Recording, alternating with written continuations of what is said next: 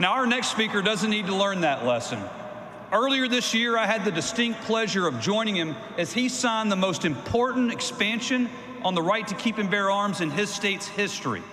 Thanks to his strong leadership, Kentucky is now the 16th state to recognize constitutional carry for personal protections.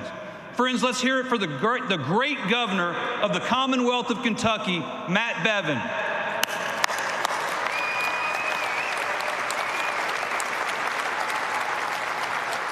Thank you very much. The diehards are here.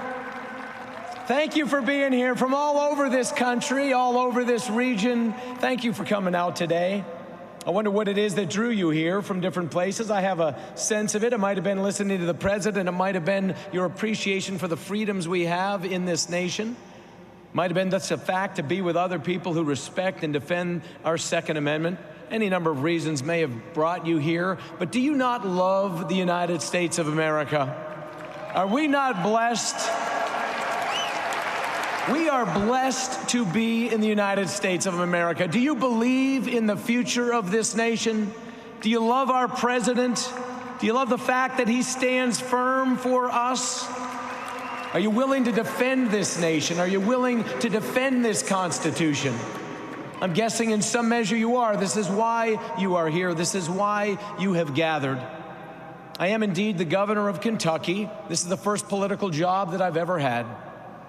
Prior to this, I didn't study political science. I'd never found myself pursuing anything in the political realm until just a few years ago.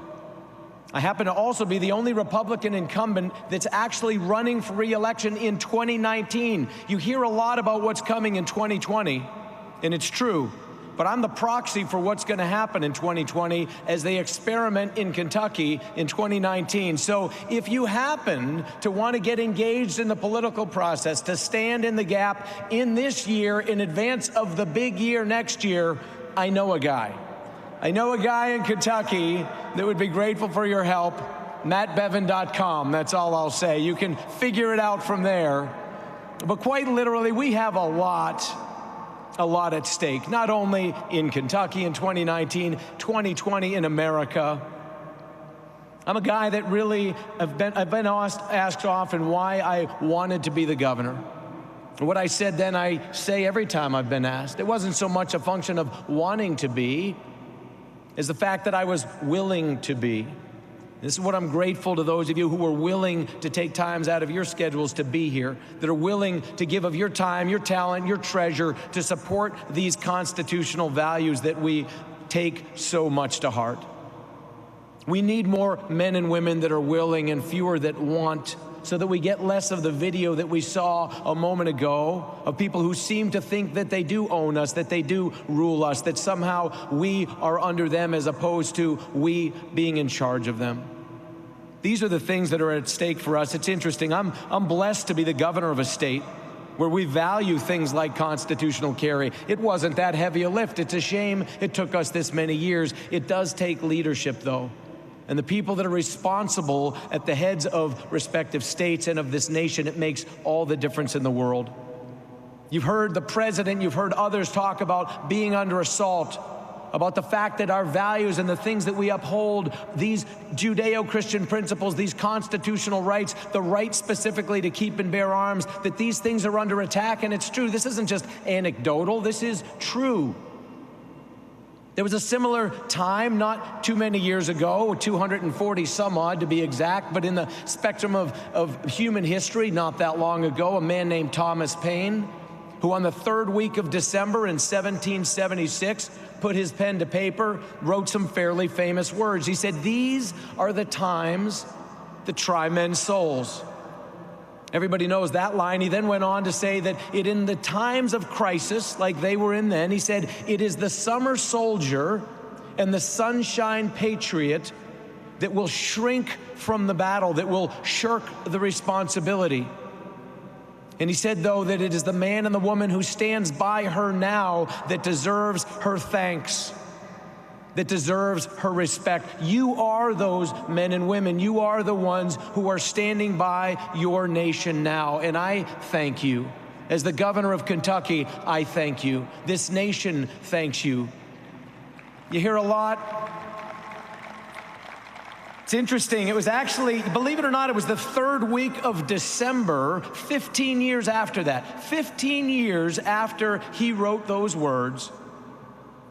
That same third week of December in 1791 is when 27 powerful words were adopted into the Bill of Rights. When our founding fathers, who understood what it took to preserve a free state and a free people, was the right to keep and bear arms, and that should not be infringed. They understood. They had been through the battle quite literally and figuratively. You've heard a lot of people talking about you are the ones that are standing in the gap, and you are. I know that I'm speaking to people of faith in large measure from the conversations I've had with people in the back of this room earlier today, in side rooms, out in the halls across the way. You are people who respect God and country. You respect our Constitution. You respect the Judeo-Christian principles upon which this nation was built. And so if you'll indulge me, I'm going to use a phrase that has been used outside of the spiritual realm or the religious realm. It's almost anecdotal now, but it is meaningful to people of faith, and it's very apropos as to what is being asked of each and every one of you that is here today. You've heard the term about the watchman on the wall. You are the watchman on the wall. If you were to read in Ezekiel about the watchman on the wall, what is it that the watchman is warned about? It's not just to see what's coming. It's to sound the alarm. We see what's coming. These words that have been shared with us, we know it to be true. We see the words that come from those that are running to be the president on the other side of the aisle. This kind of nonsense, this socialist thinking, we see what's coming, but who are the watchmen on the wall? We are the watchmen on the wall. We are. You are, I am, all of us, some in elected position, some day to day going about our lives, husbands, fathers, sons and daughters, business owners, employers, employees. We are the watchmen on the wall. It is our responsibility. We need to do more than simply see what's coming. We need to sound the alarm. We need to stand up. We need to stand together. This is what's at stake. This isn't a game. I'm not doing this for fun.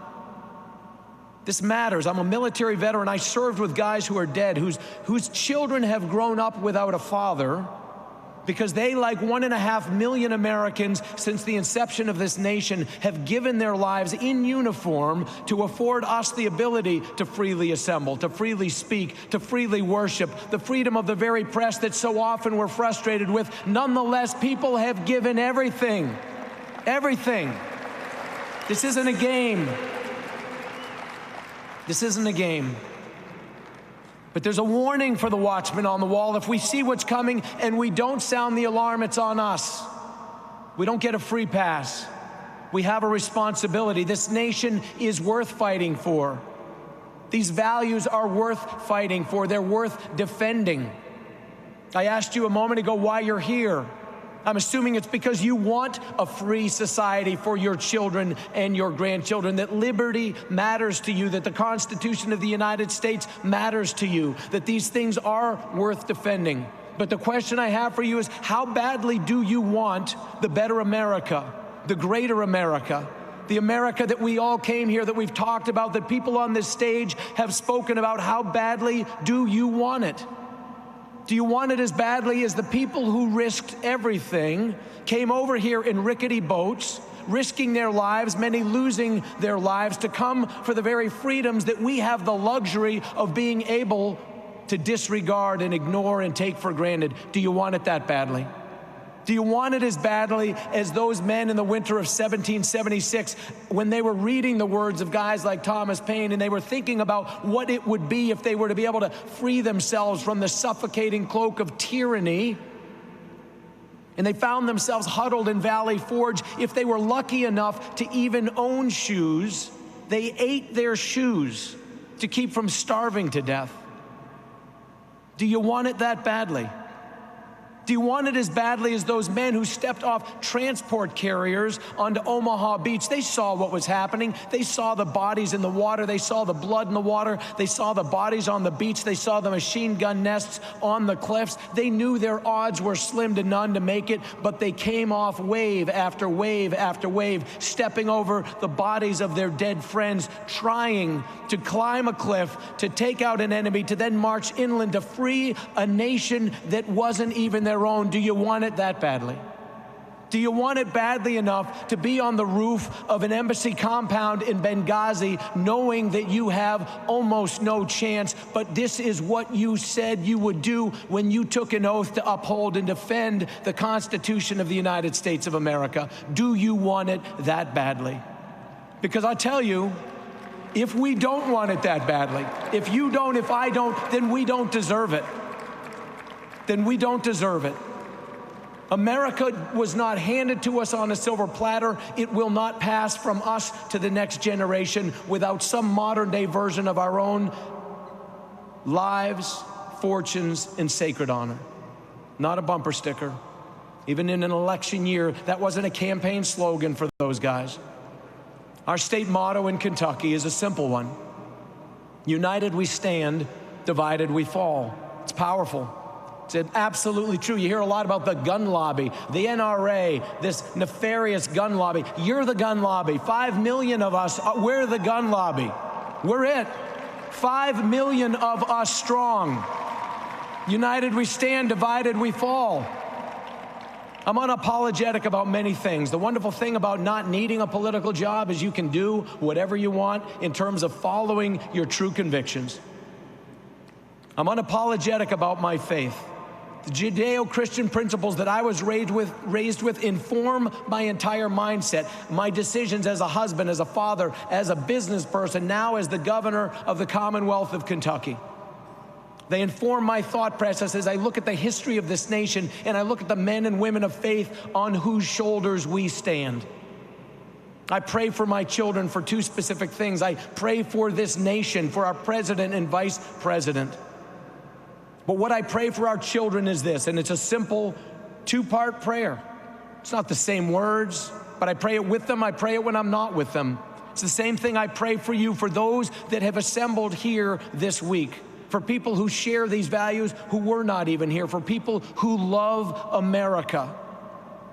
I pray that in a mixed up world of right and wrong and in is out and up is down and all the insanity that gets fed to our kids through devices like this and any number of other things, that they will have the wisdom to know the right thing to do. And that is the same when you go into the ballot box. I pray that you will know, that you will take the time and you will have the discernment and that you will have the wisdom to know the right thing to do.